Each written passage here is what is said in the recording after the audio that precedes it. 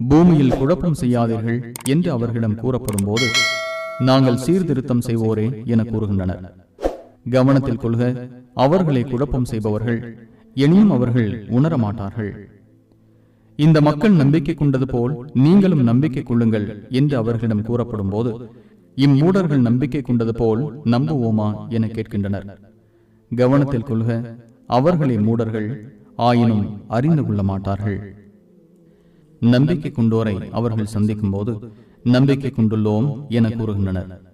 தமது ஷைத்தான்களுடன் தனித்திருக்கும் போது, நாங்கள் உங்களை சேர்ந்தவர்களே, நாங்கள் அவர்களை கேலி செய்வோரே என கூறுகின்றனர்.